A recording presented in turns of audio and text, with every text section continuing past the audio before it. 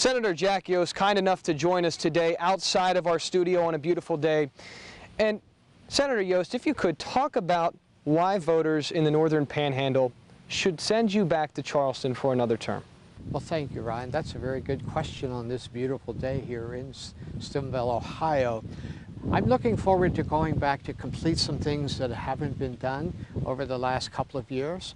I work with veterans programs. I have some bills, some legislation for our veterans that I would like to see, move forward. And also, I'm interested in our working families. There's some issues there that I'm not pleased with, and I want to try and address some of those issues also. So this will be a new venue for me with the new election. One of the things happening in Charleston is kind of an influx of Republicans, specifically in the House of Delegates. How has that changed things in Charleston, and in your opinion, has it changed things for the good? I don't agree with some of the legislation that they worked on this time. I believe we should have done the budget in a timely fashion rather than the extended special session, doing it at $600,000 expense there.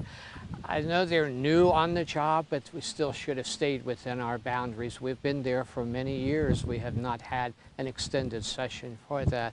But we took time for other issues that I think were irrelevant at the time, but they were personal things rather than something that would influence or affect the entire state. Some of the legislators that were new had personal issues and vendettas or something they wanted to work on, so we went in that direction.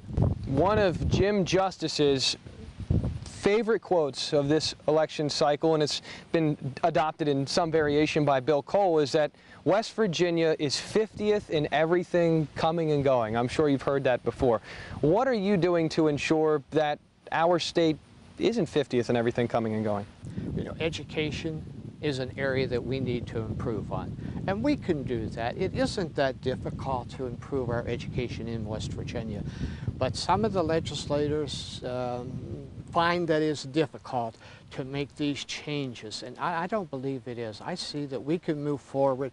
If we don't educate our children, we're going to lose them, and we're going to lose industries and business. They're not coming. I believe the first thing that an industry, a business looks at is the educational system in your state. So being at the bottom of the list doesn't help our cause out very much here in West Virginia.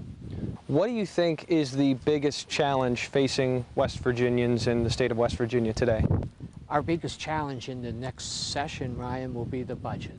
With the lack of funding, do we cut? I don't know that you can cut your way out of this bag. I'm not sure that we can. And we have cut, the governor has cut 3 or 4 times, 4%, 5%, 6%. And it goes on, but we still have that hole there due to some lack of funding coming in from various coal and other issues. Our tourism is down in West Virginia. The revenue isn't coming in there as it should be. So there may be other things that we have to look at that are hard to vote for, hard to support, but sometimes we have to make that hard vote. If it's, I can't see cutting education because that's such an important item for me and for our students in West Virginia, right? Do we cut state police? Do we cut health and human resources? What do we cut fairs and festivals? It's just, where do we cut? I think we're down at the bottom of the line. We may have to do something else. We talk so much, and I'm sure you have as well, about the heroin epidemic and the drug epidemic that has affected countless numbers of West Virginians and their families. What can the Senate and the House of Delegates do in Charleston to affect real change? In my experience, talking from my experience about that changing, it's going to be difficult for the legislature to do something that is effective for the problems here in West Virginia. But one area that we need to look at, I think, would help tremendously is jobs. So if we change our state around, that we do attract businesses. If a person has a job, they have money to raise the family, I don't think we have problems then. It's when folks don't have a job, they're not proud of themselves, they don't have that pride that we need, to continue with raising the family, being able to have a substantial life in West Virginia. But when they're out of work, they're collecting unemployment, even if they're collecting unemployment, that's when things go haywire and folks start doing things that they normally wouldn't do. These are good people caught up in a scenario that they didn't plan on. It wasn't their program, but they're there, and we need to get them out. But jobs is one of the avenues that I think that will restore our West Virginia people. Yeah. One of the things that's happened recently, you know, actually throughout the election cycles, some of the campaigns have gotten a little chippy, and we know that Delegate Ryan Weld, who is your opponent, has kind of raised the flag in the last week or two and suggested that he's unfairly under attack. What have you thought thus far about the tone of the campaign and the race between yourself and Republican Ryan Weld? I'm able to handle a punch now and then. If I get punched, that's okay. And so I feel that he's new at the process and he feels that folks are attacking him. But a campaign is a campaign. And I try to run a clean campaign. I don't do anything under the table. So I'm not sure where he's coming from, but sometimes folks look at things, especially when they're new at a program, they get excited about things that aren't really that important. You and Ryan Weld, what is the biggest difference?